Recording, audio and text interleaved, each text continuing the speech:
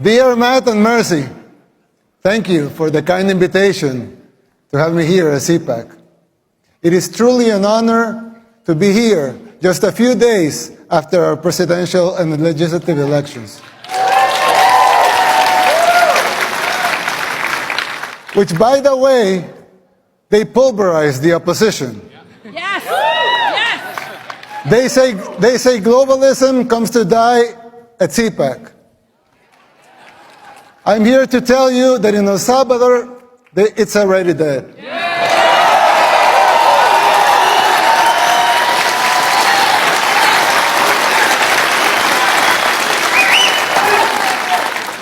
But if you want globalism to die here too, you must be willing to unapologetically fight against everything and everyone that stands for it. Fight for your freedoms. Fight for your rights. The next president of the United States must not only win an election, he must have the vision, the will, and the courage to do whatever it takes. And above all, he must be able to identify the underlying forces that will conspire against him. These dark forces are already taking over your country. You may not see it yet, but it's already happening. You don't see it as clearly because people are designed to see linear changes, not exponential ones. We don't always recognize how fast a problem can multiply and spiral out of control. The problem is much like the metaphor of the boiling frog. Once the water boils, it's already too late. People fail to see these things. It's our nature. Just like the frog, people become complacent and they don't realize how bad things are getting until it's too late. While I know, of course, El Salvador is a lot smaller country, setting aside the differences, there's a similarity with what is happening here in the United States.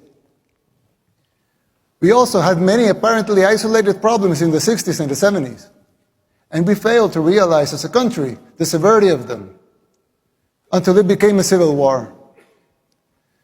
By the time we reacted, it was already too late. We were already boiled like the frog.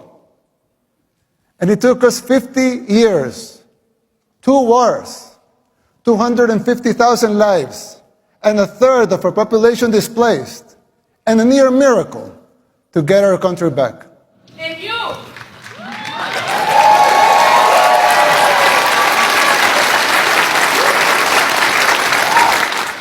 As your friend, I want to issue this warning so you don't make the same mistakes we did in the 60s and the 70s. It is not easy to pull yourself back once you're in boiling water. In fact, all the experts said it was impossible. And besides, you don't want to wait 50 years and maybe hope for a miracle to get out of hell.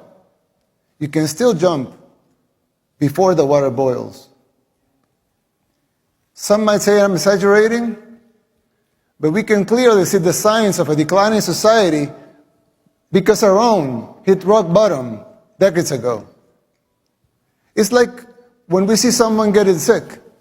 First, it's maybe just stomachache, or a headache, or a small fever.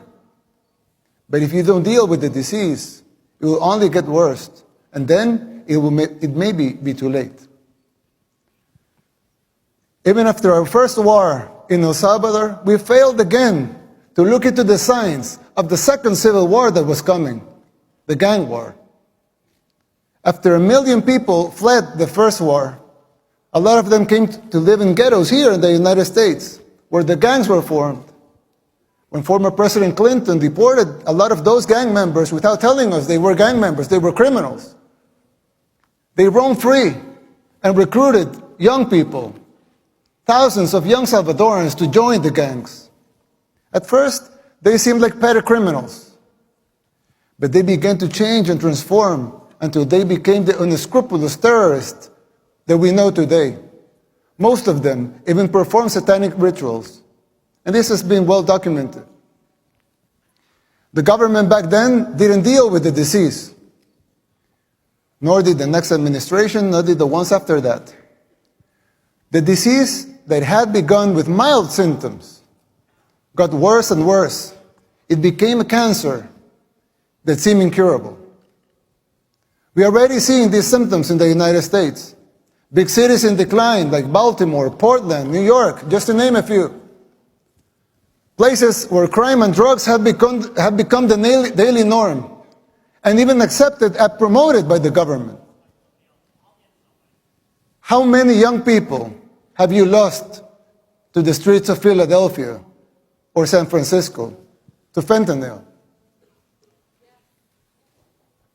Did we see these apocalyptic sights 15, 10, 5 years ago?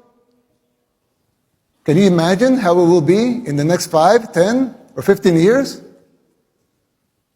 The same thing was happening in El Salvador. In the span of less than a decade, gangs took control of all the country and our society. They evolved into a parallel government, controlling elections and even political parties. Every aspect of the daily life of most people was controlled by the gangs. Murder capital of the world is a tragic title to hold.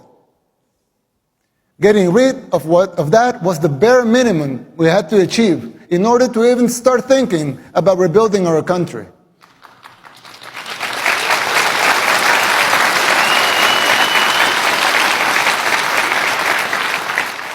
But jumping out of the water when it's already boiling is an almost impossible feat. You are not there yet. And believe me, you don't want to be. We did the unthinkable to cleanse our society. We arrested the terrorists, but we have to remove corrupt judges and corrupt attorneys and prosecutors.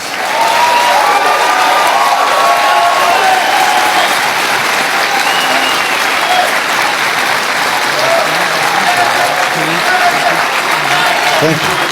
Thank you. Thank you.